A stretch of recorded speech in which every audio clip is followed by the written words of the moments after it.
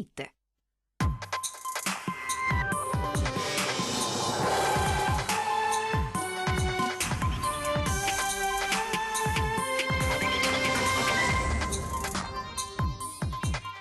Tensione a Spinea attorno al bar al Cavalcavia, chiuso per 7 giorni dalla questura. Aggressioni e minacce sembrano all'ordine del giorno. Nuova ordinanza del sindaco. Acqua alta, previsioni al ribasso rispetto ai giorni scorsi, quelle dell'alta marea di domani mattina. Il centro maree riferisce un picco di 125-130 centimetri e non 140. Si va verso lo scioglimento per mafia del comune di Eraclea. Il prefetto ha inviato al ministro una relazione che non lascia spazio a dubbi. Per gli industriali veneziani si tratta di un caso grave. A distanza di qualche mese torna l'appello disperato ai nostri microfoni di Romina, che non riesce a trovare un lavoro perché invalida.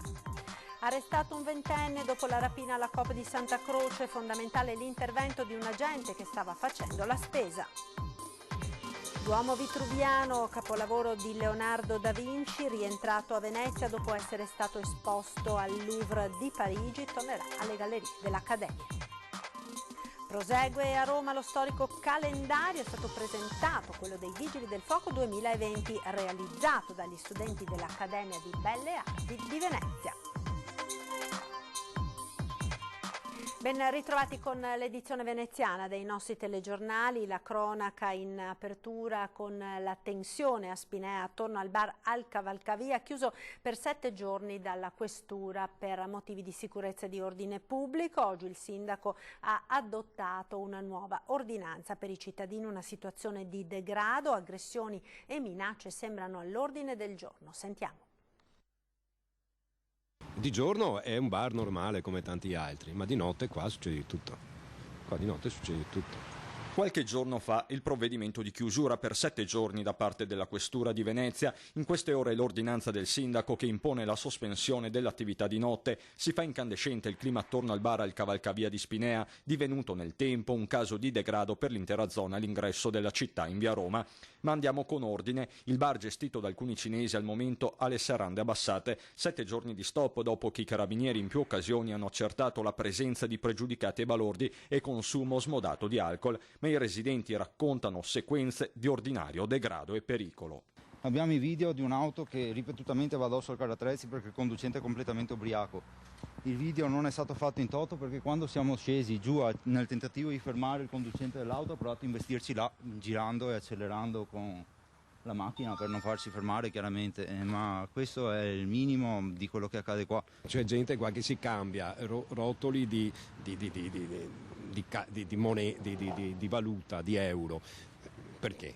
Tutti i giorni qua, come puoi vedere, tutto intorno qua è un degrado, sporcizia e vomito a bottiglie, trovi di tutto. E molte volte qua dietro trovi anche siringhe usate, perché questa parte qua purtroppo, non essendo illuminata, diventa covo. Fra qualche giorno, terminato il provvedimento della questura, il bar riaprirà i battenti ed è qui che interverrà l'ordinanza del sindaco emessa in queste ore. Dalle 22 alle 6 del mattino il locale dovrà rimanere tassativamente chiuso. Crediamo che anche la chiusura anticipata possa favorire, al buon uso della struttura e quindi non lasciare spazio a situazioni così degradanti anche sotto l'aspetto civile e civico. Vuol dire che monitoreremo comunque il locale, verrà controllato in modo che si possa allineare e quindi condurre un'attività di ristorazione di letto che sia comunque rispettabile di quelle che sono le norme del quieto vivere.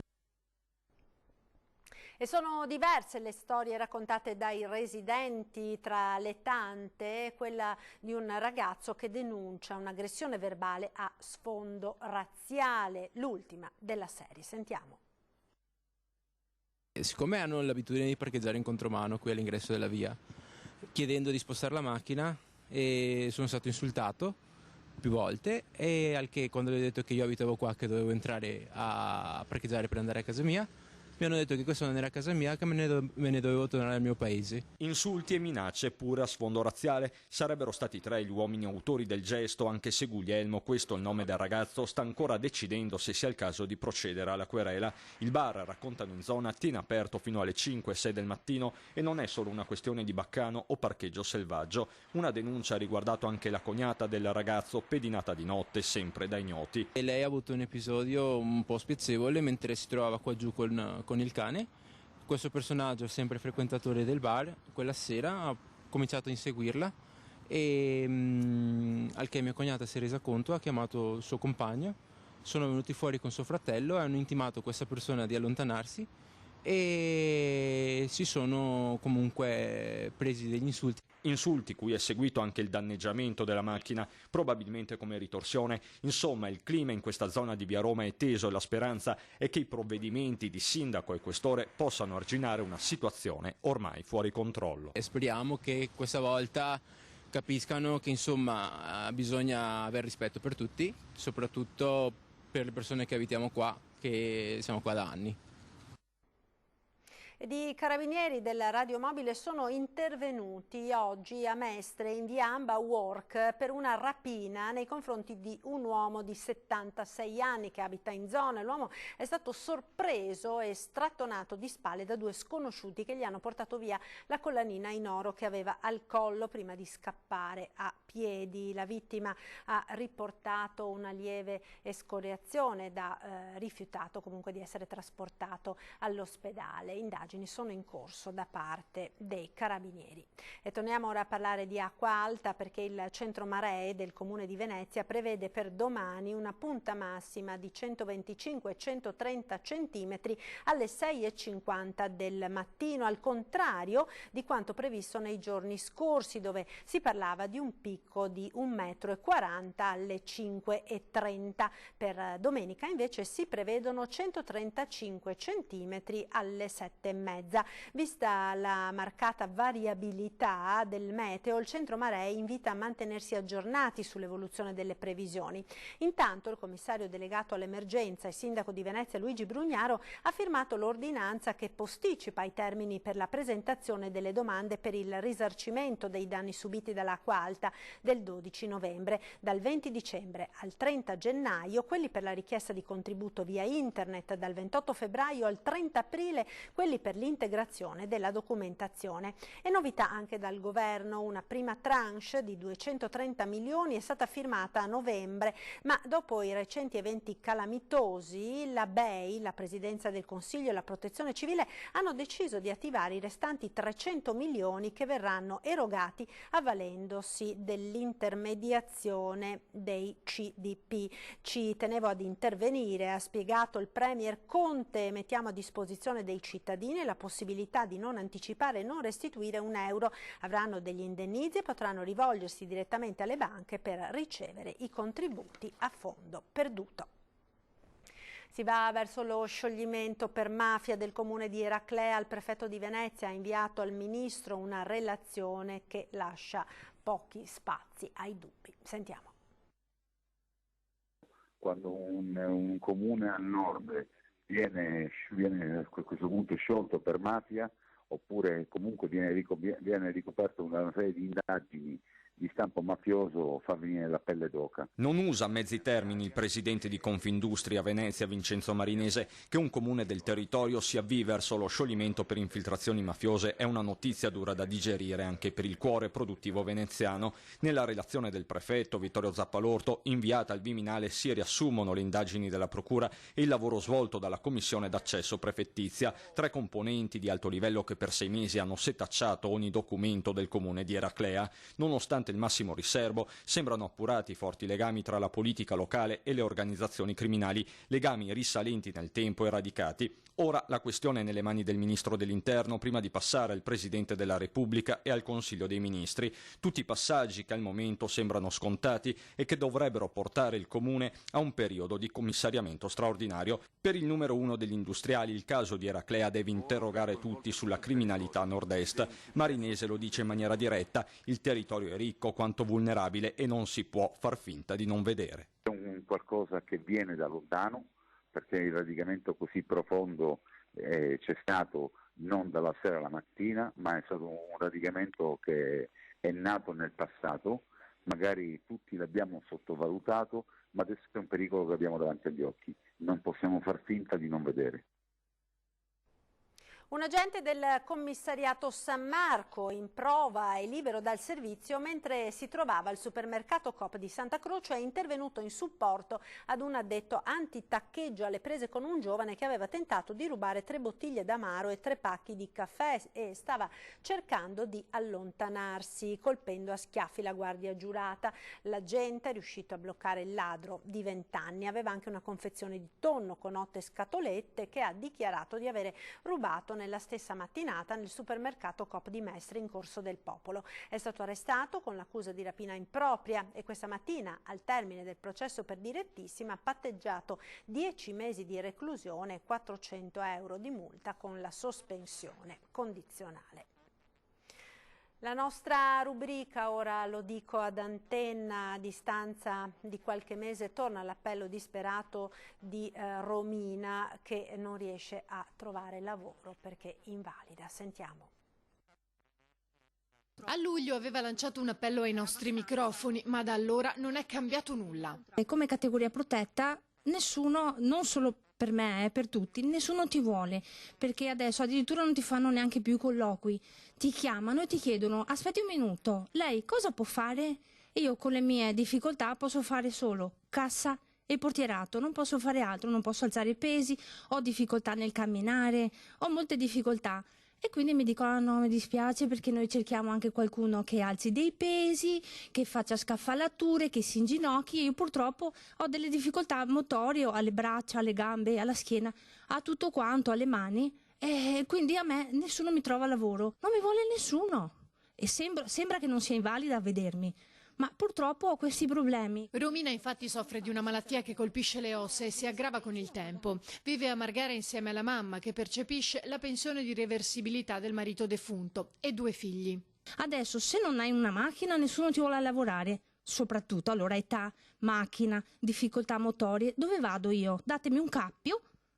La facciamo finita. Romina, a 46 anni, sta perdendo ogni speranza e lancia un ulteriore appello. Chi c'è che ascolta? C'è qualcuno che ascolta?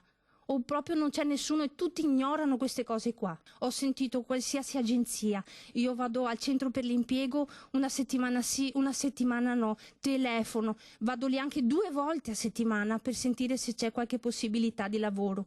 Mi cliccano, sì ti metto qua, ti metto là, ma nessuno si fa sentire. L'ultima che ho sentito anche, la sapevo già da un po', le aziende non assumono categorie protette, piuttosto pagano una multa. E questa è una vergogna perché mi fa arrabbiare da morire. Scusatemi, ma questa è una cosa orribile. Piuttosto di prendere una categoria protetta, pago una multa. Questa è una gran vergogna.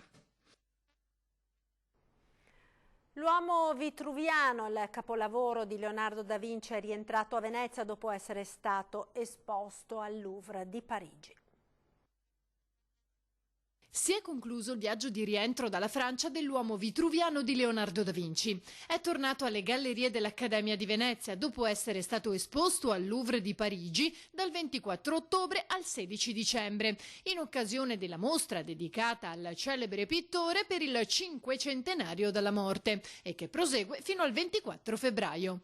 Il disegno è stato al centro di un acceso dibattito. Contro il prestito alla Francia, infatti, era stato avanzato un ricorso al TAR del Veneto che però è stato respinto.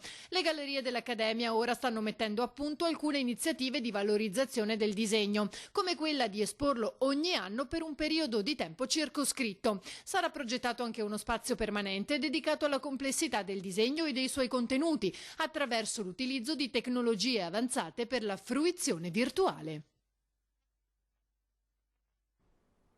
Linea alla regia, ora per qualche istante di pubblicità. Ci rivediamo tra poco.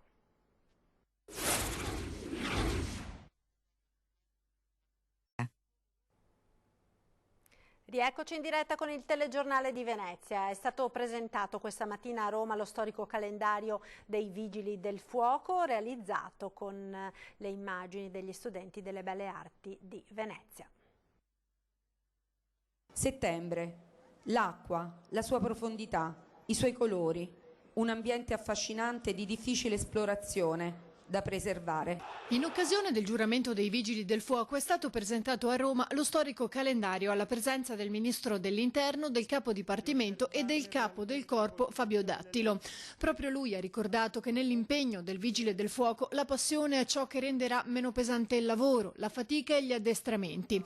A seguire il Ministro Lamorgese ha detto come i Vigili del Fuoco siano il volto umano e solidale delle istituzioni, perché rappresentano il principale punto di riferimento per i cittadini nelle emergenze e nel quotidiano.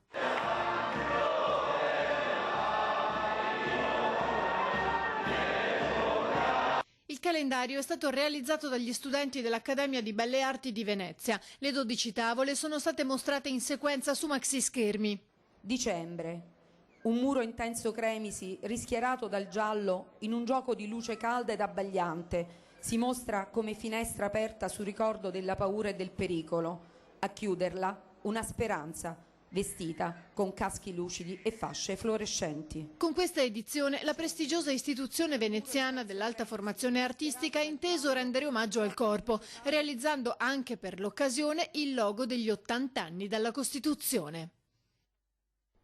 Tra i 32 nuovi commendatori dall'Ordine al Merito della Repubblica Italiana riconosciuti oggi dal Capo dello Stato Mattarella c'è anche Giuseppe Pistolato per tutti i Bepi, nato a Venezia 93 anni fa. Pensionato e vedovo, Bepi, conosciuto anche come il diacono operaio, ha lavorato per 40 anni nel cantiere navale Breda. Nel 2018, dopo 21 anni, ha concluso il suo servizio di carità nel carcere maschile di Santa Maria Maggiore, nella diocesi veneziana. È il primo diacono permanente ad essere entrato in una struttura penitenziaria ed ogni giorno per 20 anni ha dedicato 2 ore del suo tempo ai detenuti. Attualmente a 93 anni offre il suo servizio nel centro anziani Nazareth di Zelarino a Mestre. A Bepi sono arrivate anche le congratulazioni del governatore Zaia, tanto di cappello a questo paradigma del meglio del Veneto, lavoro, onestà, generosità e solidarietà, ha detto il presidente della regione. Tra poco torna, finiti i nostri telegiornali come ogni sera 20:10, questa sera ospiti con Nicola Zanetti, Alberto Villanova e Simone Scarabella, rispettivamente di Lega e Movimento 5 Stelle. In chiusura, come sempre, spazio alla nostra rubrica dedicata ai vostri presepi. I contatti li vedete in sovraimpressione, se volete inviare una mail oppure mandare immagini della vostra natività via WhatsApp al numero che vedete in sovraimpressione. E noi questa sera ci lasciamo con le belle immagini del presepe realizzato dalla famiglia Scattolin di Scorzè, subito dopo il meteo. Arrivederci.